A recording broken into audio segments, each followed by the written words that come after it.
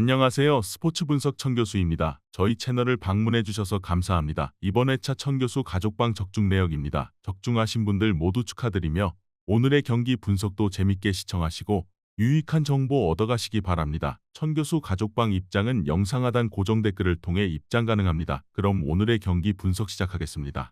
6월 30일 제1리그 일본 축구 5경기 분석 시작하겠습니다. 첫 번째로 FC 도쿄 대 후쿠오카 경기 알아보겠습니다. 먼저 도쿄는 전반적으로 최근에는 경기를 지배하는 것보다는 상당히 실리적이고 기동성이 뚜렷한 움직임을 보여주고 있다. 일단 센터백들의 발이 느리고 대신 피지컬이 좋다는 점을 잘 유지하고 있다. 다만 도쿄의 공세가 통하려면 상대가 올라와주는 상황이 만들어져야 한다. 문제는 후쿠오카는 철저하게 자기 자리를 고수하는 것을 선호하는 편이다. 후쿠오카 상대로 상성이 좋지 못한 이유라고 할 수 있겠다. 이어서 후쿠오카도 공격적으로는 큰 신뢰를 하기 어렵다. 최대한 넓은 공간을 활용한 역습으로 측면 크로스 등 직선적인 플레이를 선호하는 편이다. 다만 후쿠오카는 가장 낮은 라인을 구축하면서 상대가 압박을 유도하는 상황에서도 자리를 고수하는 모습을 보여주고 있다. 마치다도 이 움직임에 별다른 공간을 찾지 못했고 0대0으로 무승부에 그치고 말았다. 도쿄도 상당히 빠르게 역습을 이어가는 특성을 지니고 있는 상황이다. 다만 후쿠오카는 좀처럼 상대가 올라오도록 하는 움직임에서는 별다른 반응을 보이지 않는 전력이다. 도쿄가 수비적으로는 안정성을 가지고 있겠지만 결국 후쿠오카의 수비벽을 돌파하느냐가 문제일 것으로 보인다. 이번 경기 무승부를 추천합니다. 핸디 언어버 및 최종 조합은 고정 댓글 링크를 통해 가족방에서 확인해주세요. 두 번째로 쇼난 벨마레 대 교토상가 경기 알아보겠습니다. 먼저 기본적으로 두 팀의 스타일은 비슷하다. 쇼나는 상당히 공세적으로 활동량을 올리는데 수비적으로 안정세를 보장하기는 어려운 전력이라고 할 수 있겠다.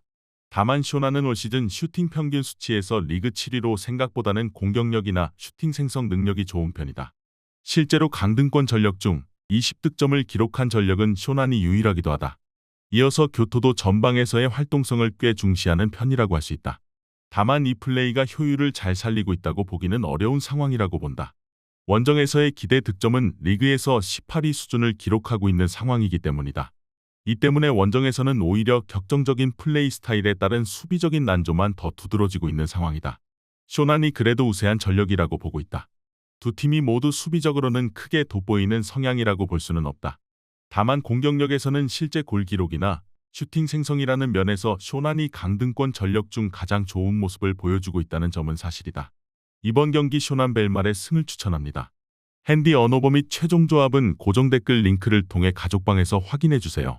경기 분석 잘 보고 오셨나요? 다음 경기 분석 보시기 전에 천교수 가족방 입장하시는 법 안내해드리도록 하겠습니다. 첫 번째로 영상 하단 댓글을 클릭해주세요. 두 번째로 링크를 클릭하신 후 세 번째로 채팅 참여하기 클릭하셔서 문의 주시고 답장 기다려주시면 됩니다. 남은 영상 유익한 정보 얻어가시길 바라며 이어서 다음 경기 분석 시작하겠습니다. 세 번째로 비셀 고베 대 가시마 경기 알아보겠습니다. 먼저 고베는 지난 경기에서도 주도하는 모습을 선보였다. 일단 고베가 신중하게 플레이를 하는 상황에서는 약한데 미야시로가 침묵이 길어지고 있는 가운데 무토 홀로 무언가를 만들어내는 것에는 한계가 뚜렷한 상황이다. 특히 가시마가 4-3-3으로 가면서 공격적인 팀임에도 아주 맹렬하게 나서는 경우가 많지는 않다는 점이 고베 입장에서는 부담이 될 것으로 보고 있다. 이어서 가시마도 전개와 빌드업을 중시한다. 하지만 하이프레스 수치에서는 리그에서 네 번째로 적다. 결국 아주 극단적으로 공세를 퍼붓는 성향은 아니라고 볼 수 있다. 일단 스즈키가 징계로 이탈한다는 점은 상당히 아쉽다. 물론 교체로 나서는 사브리치가 6골 3도움으로 높은 효율을 보여주고 있는데 이 선수도 풀타임을 소화한 경우는 거의 없었다. 고베가 이제는 신중하게 나서는 팀들을 상대로는 제대로 된 득점력을 보여주고 있지 못하다. 그나마 가시마도 극단적인 공세를 퍼붓는 팀은 아니라고 봐야 하고 스즈키의 이탈이 아쉽지만 그래도 교체로 나서는 사브리치의 효율이 어느 정도 좋다. 이번 경기 가시마 승을 추천합니다. 핸디 언어버 및 최종 조합은 고정 댓글 링크를 통해 가족방에서 확인해주세요. 네 번째로 사간도스 대 가시와 레이솔 경기 알아보겠습니다. 먼저 사간도스가 가시와를 상대로는 아주 약하지는 않다. 특히 가시와를 상대로 난전 형국을 잘 만드는 특징을 보이고 있는 점이 꽤 인상적이다. 사실 전력에 비해서 전방 압박을 강하게 가져가는 팀이기도 한데 올 시즌 전방 압박 수치는 리그에서 8위 수준이다.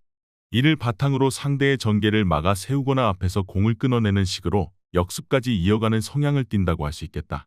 이어서 가시와의 체력적인 부분이 문제가 될 것으로 보인다. 5월 이후에는 전반전부터 몸이 무거운 듯 실점을 전반부터 내주고 있는 형국이다. 물론 가시화가 상당히 중앙 진영에서의 압박에 적극적인 편이라서 카운터를 내는 상황에서는 위협적인 찬스를 많이 만드는 팀이긴 하다. 문제는 사비오가 만들어내는 찬스를 공격수들이 제대로 효율을 내지 못하고 있다는 점이다. 일단 사간도스도 압박을 꽤 전방부터 강하게 가져가는 모습이다. 적어도 가시화를 상대로 난전 유도 능력을 선보이고 있다. 물론 가시화 역시 카운터로 가는 상황에서는 강점을 보여주는 시퀀스가 있기도 하지만 공격수들의 효율이 문제다. 이번 경기 사간도스 승을 추천합니다. 핸디 언어버 및 최종 조합은 고정 댓글 링크를 통해 가족방에서 확인해주세요. 경기 분석 잘 보고 오셨나요? 다음 경기 분석 보시기 전에 천교수 가족방 입장하시는 법 안내해드리도록 하겠습니다. 첫 번째로 영상 하단 댓글을 클릭해주세요. 두 번째로 링크를 클릭하신 후 세 번째로 채팅 참여하기 클릭하셔서 문의 주시고 답장 기다려주시면 됩니다. 남은 영상 유익한 정보 얻어가시길 바라며 이어서 다음 경기 분석 시작하겠습니다. 마지막으로 제프지바 대 가고시마 경기 알아보겠습니다. 먼저 지바가 상당히 공격적으로 운영하는 빈도가 잦다. 다만 이 때문에 수비에서 사고가 일어나는 빈도가 상당히 잦은 편이다. 지난 경기 도치기를 상대로도 결국 1대2로 졌고 가고시마를 상대로도 전적은 열세다. 특히 지바가 상대의 압박에 당하는 빈도가 잦은 것이 원인으로 지목되기도 하고 있는데 가고시마도 최근 후반에 띄우는 승부수로 재미를 꿰보는 편이다. 이어서 가고시마는 전반을 버티고 후반에 승부를 보는 식으로 운영을 하는 편이다. 이 때문에 지바를 상대로는 전반에 실점하는 빈도가 꽤 잦은 편이기도 하다. 물론 가고시마가 지난 경기에서도 수적인 우위는 잡았지만 공격적으로 오이타를 사냥했고 야마가타 전에서도 교체 카드가 적중하면서 2대1 승리를 기록하는 등 아예 90분을 소모하겠다고 나서지는 않는 편이다. 지바가 롱볼과 역습에 능한 팀을 상대로는 상당히 고전하는 양상을 자주 보여주는 편이기도 했다. 특히 가고시마도 이를 이용해서 상당히 재미를 보는 등 지바를 상대로 약하지 않은 편이다. 물론 지바가 공격권을 가지는 전반에는 가고시마도 타격이 있을 것으로 보인다. 이번 경기 제프지바 승을 추천합니다.